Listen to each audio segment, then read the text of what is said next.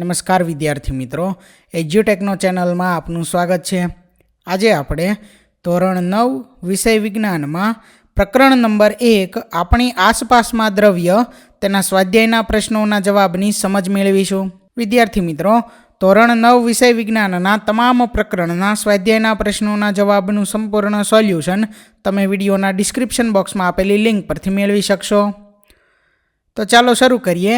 ધોરણ 9 વિષય વિજ્ઞાનમાં પ્રકરણ નંબર 1 આપણી આસપાસમાં દ્રવ્ય તેના સ્વાધ્યાયના પ્રશ્નોના જવાબની સમજ।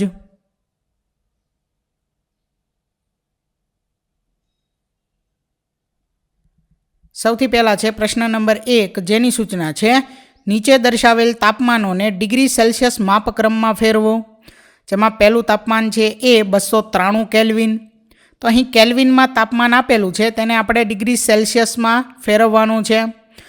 તો 293 માઇનસ 273, તો એના બરાબર આવશે 20 ડિગ્રી સેલ્સિયસ। તો આ મુજબ કેલ્વિનમાંથી સેલ્સિયસમાં ફેરવવા માટે 273 બાદ કરવા પડે।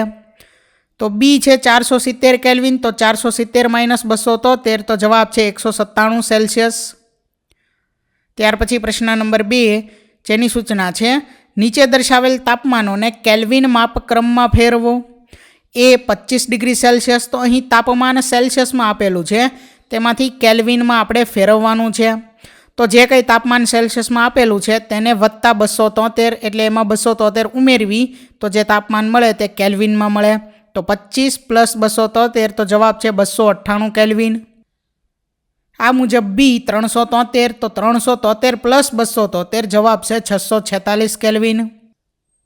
ત્યાર પછી પ્રશ્ન નંબર 3, જેની સૂચના છે નીચે દર્શાવેલ અવલોકનો માટેના કારણ દર્શાવો। જેમાં એ છે નેપ્થેલિનની ગોળી સમય જતાં કોઈ પણ ઘન અવશેષ છોડ્યા વિના જ અદૃશ્ય થઈ જાય છે। તેના કારણમાં આપણે લખી શકીએ કે નેપ્થેલિન એ ઉર્ધ્વપાતન પામતો ઘન પદાર્થ હોવાથી ઓરડાના તાપમાને જ તેનું ઘન અવસ્થામાંથી વાયુ અવસ્થામાં રૂપાંતર સ્વતઃ થાય છે।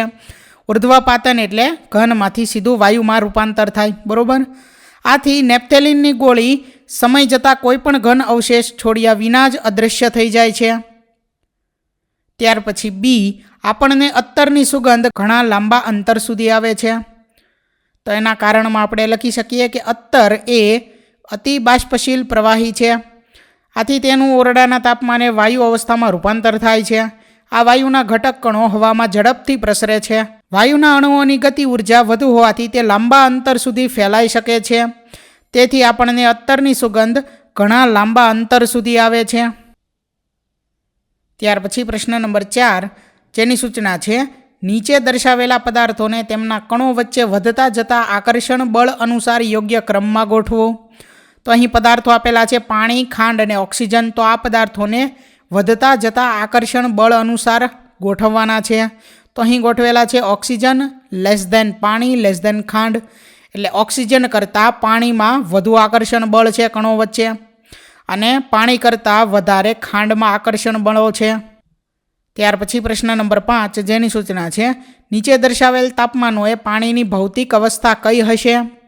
એમાંથી એ છે પહેલું 25 ડિગ્રી સેલ્સિયસ, તો 25 ડિગ્રી સેલ્સિયસે પાણીની ભૌતિક અવસ્થા કઈ હશે, પ્રવાહી। બી છે 0 ડિગ્રી સેલ્સિયસ, તો 0 ડિગ્રી સેલ્સિયસે પાણીની ભૌતિક અવસ્થા ઘન અને પ્રવાહી સ્વરૂપે હશે। ત્રીજું તાપમાન છે 100 ડિગ્રી સેલ્સિયસ, તો 100 ડિગ્રી સેલ્સિયસે પાણીની ભૌતિક અવસ્થા પ્રવાહી અને વાયુ સ્વરૂપમાં હશે। ત્યાર પછી પ્રશ્ન નંબર 6, જેની સૂચના છે નીચેનાના વાજબીપણા માટે 2 કારણો આપો। જેમાં એ છે પાણી ઓરડાના તાપમાને પ્રવાહી સ્વરૂપમાં હોય છે। તો એના કારણમાં આપણે લખી શકીએ કે ઓરડાના તાપમાને પાણી સરળતાથી વહી શકે છે, પાણીને ચોક્કસ આકાર હોતો નથી, આથી પાણી ઓરડાના તાપમાને પ્રવાહી સ્વરૂપમાં હોય છે। ત્યાર પછી પ્રશ્ન બી, લોખંડની તિજોરી ઓરડાના તાપમાને ઘન સ્વરૂપમાં હોય છે। તો એના કારણમાં આપણે લખી શકીએ કે લોખંડની તિજોરી ચોક્કસ આકાર અને કદ ધરાવે છે, તેનું સરળતાથી આપમેળે સ્થાનાંતર થઈ શકતું નથી, તે અદબનીય તેમજ દ્રઢ છે, આથી લોખંડની તિજોરી ઓરડાના તાપમાને ઘન સ્વરૂપમાં હોય છે। ત્યાર પછી પ્રશ્ન નંબર 7, 273 કેલ્વિન તાપમાને બરફ તેજ તાપમાને રહેલા પાણી કરતાં વધુ ઠંડક ઉત્પન્ન કરે છે. શા માટે? તેનો જવાબ છે કે 273 કેલ્વિન તાપમાને બરફના કણોની ઉર્જા તેજ તાપમાને રહેલા પાણીના કણો કરતાં ઓછી હોવાથી વધુ ઠંડક ઉત્પન્ન કરે છે. ત્યાર પછી પ્રશ્ન નંબર 8, ઉકળતું પાણી અને વરાળ પૈકી દજાડવાની ક્ષમતા કોનામાં વધુ માલુમ પડે છે?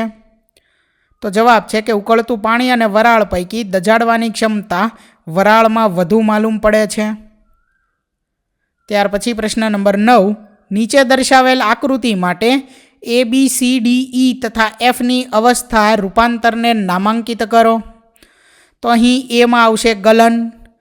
ઘનમાંથી પ્રવાહી સ્વરૂપમાં રૂપાંતર થાય એટલે અહીં શું થાય? ગલન થાય.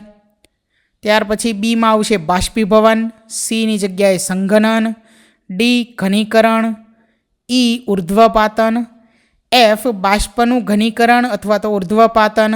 તો વિદ્યાર્થી મિત્રો, અહીં ધોરણ 9 વિષય વિજ્ઞાનમાં પ્રકરણ નંબર 1 તેના સ્વાધ્યાયના પ્રશ્નોના જવાબનું સોલ્યુશન પૂર્ણ થાય છે.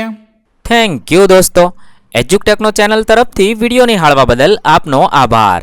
આવા બીજા વિડીયોઝ નિહાળવા માટે અમારી યુટ્યુબ ચેનલ એજ્યુકટેકનો અત્યારે જ સબસ્ક્રાઈબ કરો. આભાર દોસ્તો.